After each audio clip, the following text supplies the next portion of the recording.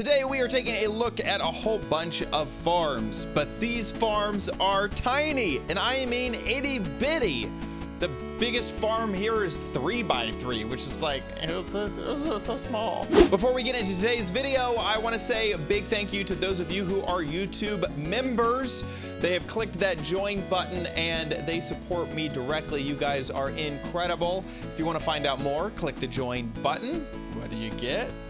Access to my Minecraft survival multiplayer server, Java edition only. So here we are inside of Minecraft, and these are 5 simple and tiny farms, which I think it's just kind of fun to sort of have an extra little bit of reason to like add to your design. So all of these are itty bitty farms, and I mean itty bitty. Right here, this is the smallest cobblestone generator I have ever seen.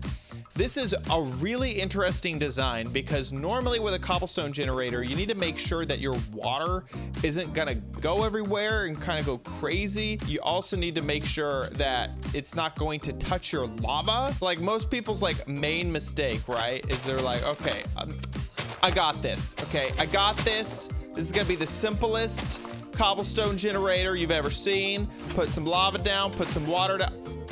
Ooh. So this design fixes that, and it is super small. What I love about it, I didn't even realize, I learned this while making this video, is that a waterlogged block counts as flowing water to this flowing lava. So here's what you need in order to make it: a lava bucket, a water bucket. You need 2 planks, and I'll explain those. You'll need 8 trapdoors, some birch stairs, and then an iron pickaxe so that you can actually, do this yourself. We're gonna make it ourselves. First thing first, let's go ahead and put down our stair. Then we're gonna take a trapdoor and we're gonna put it on every single side. So just like this. Then we can waterlog that stair, and no water will come out because this is a solid face, and then it is all trapped within the trapdoors. So you have it all contained. It's amazing. Next, take a birch plank and then put it in the bottom down here. I didn't mean to break that. And take another one and put it right there. Now, why are we using wood next to lava? We're gonna get to the lava in a moment. Now that's because it will slow down your pickaxe. So if I switch over into game mode survival here, whenever I am mining something, wood will go really, really slow. So that will allow you basically to just click and hold and wait for the cobblestone to generate so that you won't accidentally mine through the world. Now, next we're gonna put down our lava, and that's gonna be really simple. We're just gonna put down some trapdoors and we're going to just place the lava right inside. But before we do, there is a chance that all this catches on fire because we're using wood and obviously lava. So first off, make sure that it's not going to catch on fire because there's not any like trees around or anything like that. But second, this piece of wood right here, the only way that it'll catch on fire is if a face is exposed to air, and then that air catches on fire, and then it would destroy the block. So all we have to do is make sure that all the faces of the block are covered. The bottom face is covered. The 2 side faces, those are covered by these trapdoors right here. So we'll just put one on the back and we'll put one on the top. And right here at the front, well, that's where the cobblestone is going to go immediately after it's broken, so that one is covered. The stair will not catch on fire because it is waterlogged, and all the trapdoors, they just will not catch on fire. So go ahead and put down your lava now, and it will flow into this center area. Then it will hit the flowing water and turn into cobblestone. I don't know why trapdoors don't catch on fire, but they just don't. And I've been sort of watching this for well over an hour. Every once in a while, the cobble will catch on fire, like the top of the cobble will catch on fire, but it has not burnt anything down yet. So other than like, trees that were too close to it, but hasn't broken anything else down. So here we go. We can just click here and spam, and we'd want to get closer to make sure that we pick up any of the cobble. And as you can see, we're not immediately mining through the world because we have that piece of wood there, and pickaxe mines really slow through wood. You have to use an axe in order to mine through wood, to cut through wood, to axe through wood, to chop through wood. The next build is a super uber teeny tiny beehive. And this beehive will allow you to catch both honey bottles and honeycomb, depending on how you have your dispenser hooked up. I will mention there is a small downside to using it for honey bottles, and that is because the observer cannot observe only the 5th time that it's been updated, so it inputs some empty glass bottles. The remedy for that is just to grab the glass bottles out of the chest and throw it into the dispenser back here every once in a while, or you could just use this to collect honeycomb and take the glass bottles out, and you'll have a whole bunch of honeycomb but no honey bottles. So it's completely up to you, or you can set it up like I have it, where you have a little bit of both. You have some honeycomb, some glass bottles, and you can refill the glass bottles whenever. This is really, really nice because of how simple it is. I've seen a few of these honeycomb and honey farms that are just, I mean, they're all over the place. They're super big. And so this is obviously small, itty bitty, compact, and simple. Here's everything you need to make it. And then the shears obviously can be replaced with glass bottles if you want to go that way. I'm going to show you how to do it with just shears. Also, I would suggest having your beehive be something that you pick up with bees already inside, because transporting bees around is a little bit difficult.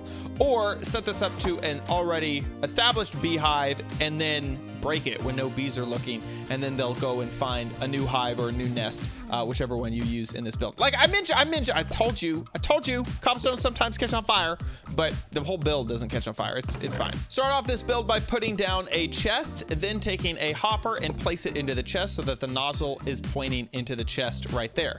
Then take your beehive or bee nest, whichever one, does not matter, and place it right on top of the hopper. Then take your observer and point that right into the nest or hive, depending on whichever one you have. And then take any block. I'm using birch here, but that was really only because I use it sort of in this other build, so it could be any type of block at all, and place it on top of that observer. Then we're gonna come over here to the edge, and we're just gonna put a note block on the side of that observer, and then we're going to put a redstone dust on top of that note block. So then we're gonna come down here. You can see that note block right there. We're gonna take our dispenser. We're gonna place it onto the side of that with the dispensing face facing towards the hive or nest. So you can't see any face. It almost looks like a furnace from this angle. And that way it will shear or use the glass bottle to get the honey from that hive. Then you take whatever you want to put in there and you just drop it right on in there. Now make sure that you have some type of bee to live inside of this home. And when it gets to honey level 5, if you're using shears, it will hold off on using the shears until it can actually use them. If you're using the bottles, it'll dispense 4 bottles, and in the 5th bottle, it'll catch the honey and deposit it into the chest here. Next is an itty bitty, teeny tiny chicken farm. This thing is awesome. So I think it was a Sumavoid who had the very first auto chicken cooker, and this uses behaviors of having the chicken lay eggs. Those eggs go into a dispenser. That dispenser dispenses into a half slab, which will have lava above it so that when the chicken grows up, it can be cooked, but as a baby, it doesn't accidentally get cooked and die before it can actually drop its sweet, sweet chicken and feathers. So that is what we have here. This is I really want this to go off. Like, just cook this chicken. There's an adult chicken right there. I just want to see it work. We're just going to stare here. Oh, it worked. There you go. Okay, now you got to see it. So it dispensed the lava and it caught that adult chicken. That adult chicken died, and so you got the cooked chicken and the feathers, and it looks like we have a little bit of raw chicken in here too. Not sure why we got that raw chicken in here, but we do. And this cooked chicken is because the chicken died while it was on fire, and that result with any mob that dies while it's on fire, if it has a cooked variety of its meat, it will drop the cooked variety. So you get feathers, you get cooked chicken. We shouldn't be getting eggs, but maybe I killed a chicken chicken or something as I was building it, and we got some raw chicken and eggs in there. But this is a really awesome design because it uses the reservoir of the chickens off to the side. It is only 3 by 3. It is itty bitty. It's awesome. So here's how it works. You have a reservoir of adult chickens. These chickens will lay eggs. These eggs will go into this hopper, which is being comparated. The hopper will push its eggs into a dispenser here. This is actually a dropper, not a dispenser, but a dropper. Then it goes into a dispenser. This dispenser will fire the egg. There's a half slab in there, which you can't see, that the chickens are standing on, with the hopper minecart and the hopper below it that will grab whatever falls, whatever dies. And then you also have a dispenser on top that has the lava bucket. Now, I mentioned this comparator. This comparator turns on and off this torch, which is being observed. This observer chain will come over here, and that will send the pulses here to both put the dropper up into the other dispenser. The dispenser will also fire whatever is inside of it, and the lava will also be put out and will be dispensed and picked back up. What's really cool is that this torch here updates twice. So it turns on and it turns off, which means that 2 different signals are sent, which means that you get a signal to put the lava out and you get a signal to pull the lava back in. So it's very, very nice. So here is how we build it. This is everything you need. These eggs are basically your starter eggs to get those adults that are in the reservoir. I keep meaning to build this all in survival, and I keep forgetting to do that. So anyway, so we are in survival. So we're gonna put down 2 chests and then a block right next to that chest. You're gonna skip a block and you're gonna put down another block, then redstone on top of that, then another block on top of that. So you're gonna get sort of this floating block situation. Take your comparator and point it into that block and then put a torch on top of that. Now you're going to take a dropper and you're going to put that facing upwards, so that little slot will face towards the sky. Then you're going to take a dispenser, put it there, another dispenser on top of that one, and then another dispenser off to the side, but you want to make sure that it's pointing down, so aim below it and it'll point down just like that. Then you're going to take some observers and you're going to observe this torch. You're going to go 1, 2, so you'll see the little red dot right there, and then another one up at the top. So it's observing all this chain of observers, and then finally one right there. So you're gonna kind of go up into this block up here. Now it's time for your hoppers. You're gonna put 1 hopper into this chest right here, and then another hopper into this dropper right there. So you got 1 into the chest, 1 into the bottom of this stack of dispensers and droppers. Take a cauldron and put it underneath that dispenser, just like that. And then on the edge of the cauldron, you can also put a block right there and then another lever. And that is so when you fill this with eggs, you'll be able to just flick that lever on and off. It'll constantly fire this dispenser, and then all of your eggs will go into the cauldron without any of the chickens escaping, which is really nice. Now it is time to put down our hopper minecart and our slab. The hopper minecart is there to make sure to grab all of the extra little bits. So we are going to put down a rail and then drop a minecart with a hopper on top of that. Then you can break that rail. Did I just break that? Oh. For some reason, I thought that I was in creative mode. I was like, why am I not breaking the rail? The rail is going to go into the chest. I don't know why I thought I was in creative mode. That was super weird. And then we are going to put a slab right here. Actually, I'm going to use my lever that I had from before. And we're going to take this piston and we're going to put it facing into that block. So we actually need a few temporary blocks. So I'm just going to grab some dirt. We're going to do 1 block there, another block there, get rid of the temporary block, and then take your piston and face it down just like this. We can get rid of that temporary block. We can also take our lever, put it on the side of that piston, and when we fire it, it's going to go down, but then it's also going to break the piston, so it's immediately going to retract. It's like this 1 tick situation that happens super duper fast, which is kind of cool. Now we can break our piston and we don't need that piston anymore. We can put our lever back. So now we have a slab, our hopper minecart all together. That piston pushed them together, and now we just want to make sure that when our little babies are in there, they don't escape. So we're going to put glass on one side, glass on the other side. This could be any block. It does not have to be glass. And then we're going to put glass right there on the top. Also, you're going to, oh no, in my list, I forgot to have the lava. Oh, darn. Okay, well, you also need a bucket of lava, which we're going to take from this build right here. And then you're going to put that into your dispenser so that you can actually kill those chickens. Now you have all of your eggs, however many eggs you want, although it does get a little bit backed up if there's too many eggs going into this hopper at the same time. The worst case that happens is that you have a backup in this dispenser or in this dropper, and you may have to clear it out. So if that's happening, you may want to kill a few chickens. Just, I would say, try to get maybe like 12, 16, you know, no more than 30 chickens in here, so that you don't have a backup of eggs. And then after we go through all of these, you'll hear a difference in the dispenser. I know this will take a long time. Oh, there we go. And now it's done. How many? I think I only have 4, maybe 5 chickens in there. So I may want to do another round of eggs. And then eventually those will grow up. So you have to wait for those chickens to grow up. They have to lay eggs.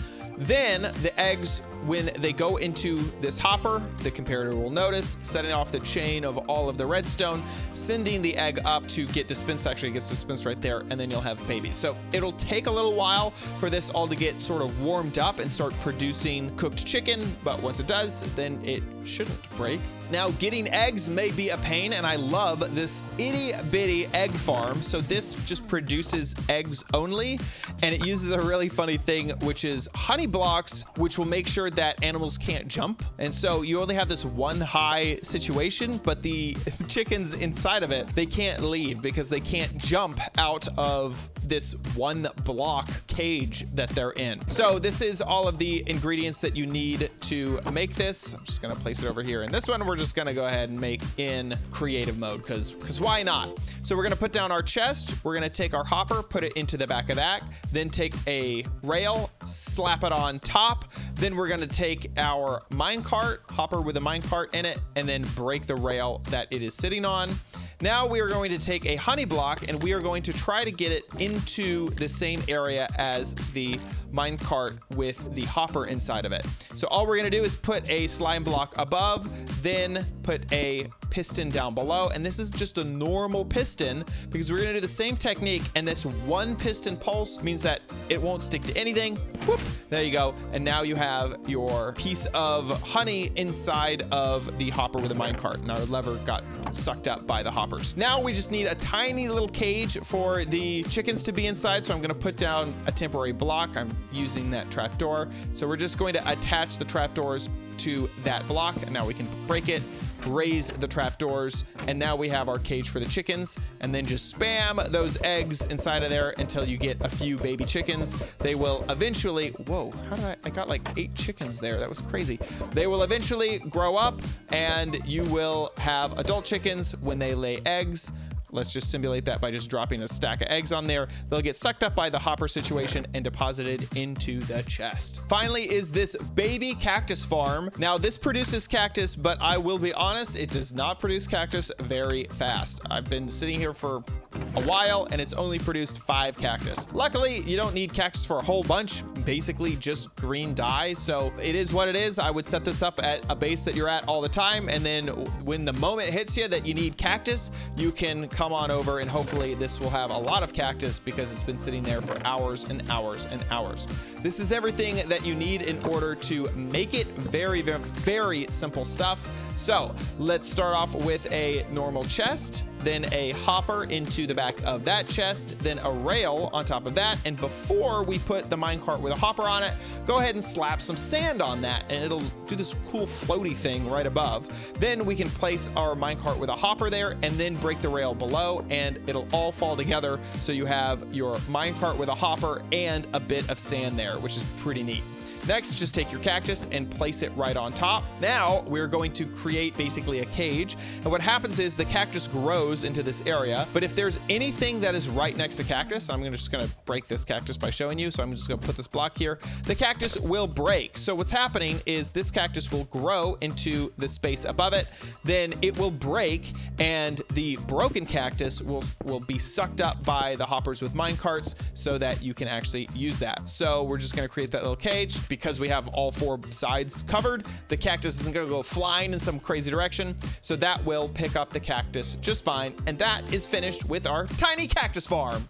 There you have it, 5 teeny tiny farms for you to make on your world. Maybe it's a small world, maybe it's an itty bitty little world, and and that's why you looked up this tutorial. Whatever the case, I hope that you enjoyed this video. If you did, please give this video a big old thumbs up.